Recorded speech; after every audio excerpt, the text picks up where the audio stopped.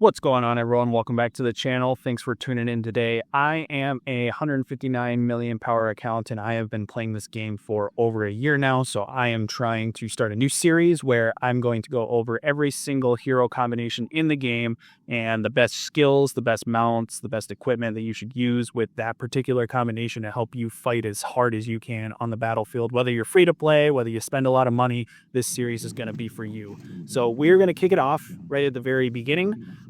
Where I'm assuming you're just getting started to the game. I'm not going to go over the epic heroes because you'll get them eventually. Just keep grinding the game, keep using your clan shop and trying to buy and get as many shards for these heroes as you can, because as you see, eventually you will get them all and the rest will just go to storage.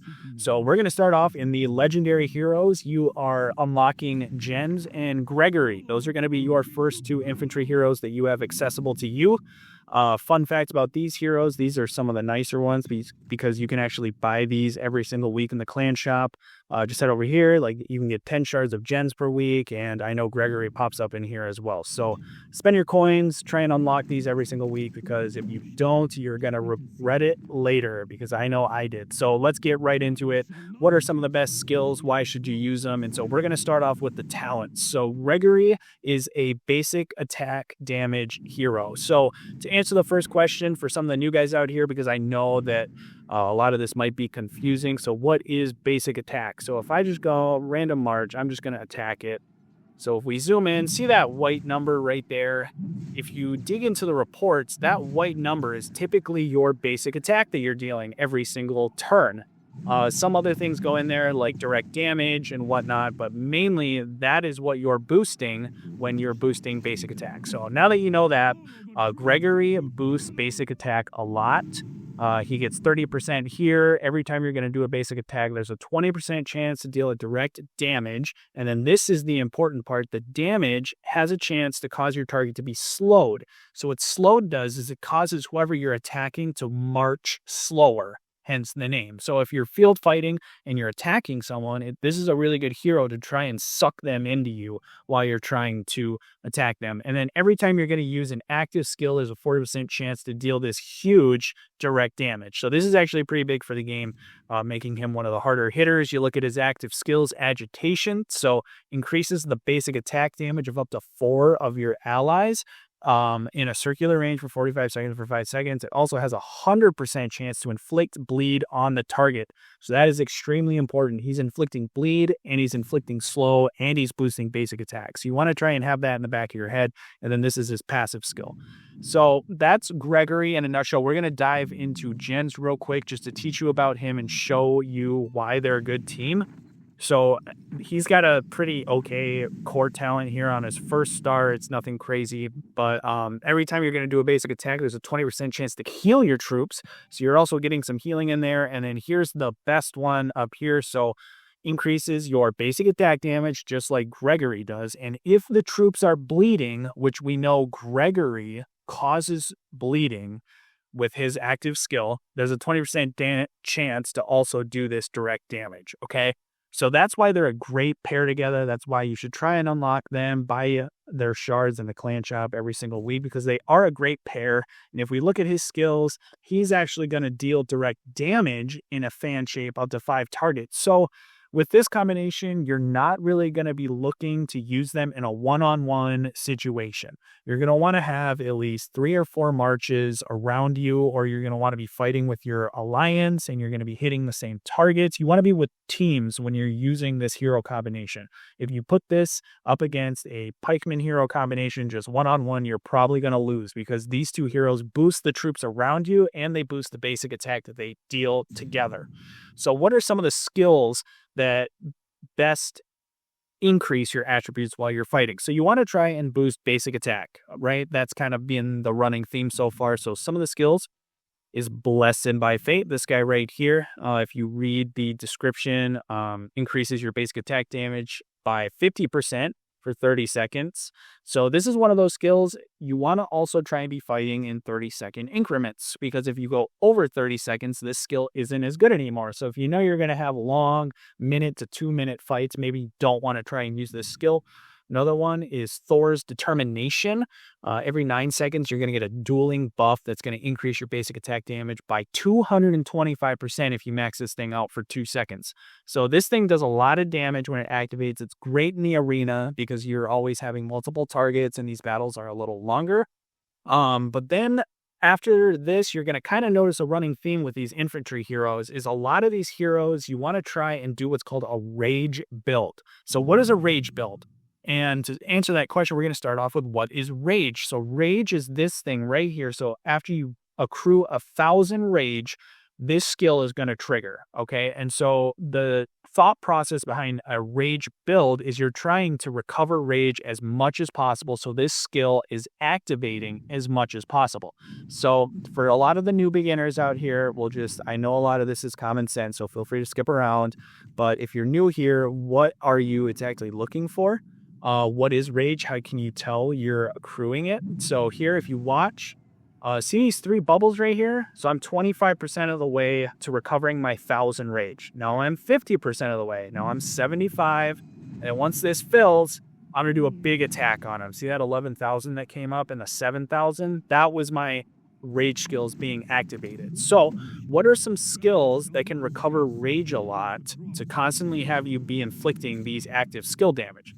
So your best one, the most easy to unlock, and is by far the best one, is First Strike. So you're going to gauge 75 rage, and as you know, we need 1,000 for these heroes to trigger. So you're going to gain 75 rage every second for the first 30 seconds. So that's going to be your first one. Enrage, this is going to be another one. Every time you're doing your basic attack, which you guys know what that is now, you're going to not only deal a direct damage factor, but you're also going to recover 100 rage. So every 5 times you see that white damage symbol come up, you're going to gain 100 rage on top of combining it with First Strike. Another one is going to be Odin's Asylum. So this is one of those skills that doesn't actually recover rage, but every time you're going to cast that rage skill, you're not only going to do a damage factor to the target, but you're also going to give yourself a shield. So it's kind of a 2-for-1. You're recovering rage as fast as possible, and this skill is going to activate every single time you're doing a rage skill. So this is why it's so great to pair with each other. And the last one is going to be Rage Leech. This is another one, is when you use an active skill, which you're trying to use as much as possible. You got a 50-50 shot, depending on if you're using another burning cause inflicting hero, and that's going to be probably your archer heroes, the Ardor and Verdani. They're going to inflict burning, but so if it's burning or not, you're going to gain a heal factor of 900, or you're going to gain 80 rage. So that's why this is kind of the last skill that you want to use for your infantry heroes. So that's a total of 6 skill combinations. If you have any questions about any other ones you may or may not should use, feel free to let me know down in the comments. I'd be happy to answer them. But those are the main 6 skills that you're going to want to use until you get up into the season 1, 2, and 3 skills. Then you can start playing around with some others. But those are going to be your best bet when it comes to your infantry hero. When it comes to your equipment, this is a bad example, but essentially you'll learn slowly in the game what gear is best for what type of troop you're using. So when it comes to infantry heroes, you're going to use this Axe of Rage for your weapon. It gives you the most infantry attack, and it gives you some infantry defense. It overall just gives you the best amount of stats out of your options. And obviously, maybe not obviously for some of you newer players, but you essentially want to build your monster equipment as high as you can until you can get a piece of blessed equipment up to, I would say, blue. Once you can get your either weapon or shoes unlock for your blessed equipment up to blue, you want to do those. You want to do these 2 first. Forgive me. You want to do these 2 first. Your headpiece and your footwear when it comes to your blessed equipment. Those are going to be your first 2 pieces of equipment that you'll try to unlock once you have all the monster gear. And that's because it gives the most amount of stats. So look at all these stats you get from the headpiece, and then look at the stats you get from a weapon. It's not as good as focusing on these 2 first. So monster equipment first. For your shield over here, you want to try and use this Axe of Rage weapon. For the armor plate, you want to try and use this Venom armor. Gives you a lot of infantry attacks. Some people still use it today if they get it to legendary, where I'm playing at your headpiece. Excuse me, this is going to be your best bet. Howler's Crown gives you 5% defense. It's nothing crazy.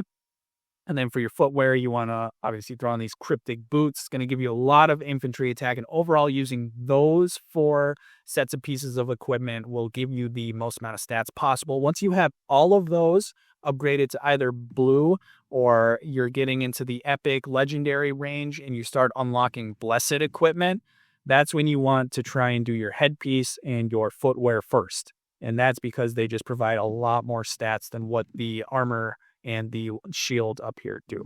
So that's how you want to upgrade your equipment. You got any questions, let me know down in the comments. And when it comes to mounts, you're probably starting to looking at unlocking mounts. Should you use attack or defense with this hero combination? Essentially, what I like to do for infantry heroes is I try to push my attack as much as possible because I'm trying to do a lot of damage by constantly inflicting my active skill damage. So if you look at my mounts here, I'm full attack on my infantry mounts because not a lot of people attack infantry first. Usually they're going to look at your archers. So infantry, I am loading up on attack. And when it comes to my mount skills, I try and again capture some of that rage and active skill bonuses that I'll get. So every time I'm going to do an active skill, there's a 100% chance for my deployed troop to recover rage, which is what I'm using my skills for. So why not use my mount skills for that too? And then my other mount skill, because I'm using Margit and Lagertha, I'm actually pushing for bleed boosting stat because Margit and Lagertha deal bleed, but you are using Gregory and Jens. So try and find another skill that boosts basic attack damage. I know there's some in here. Just try and use that to boost your basic attack damage or recover some type of rage. You do not want to pick the same skill for 2 mounts because only one of them is going to be effective. You need to have 2 different skills. So just do what works best for you.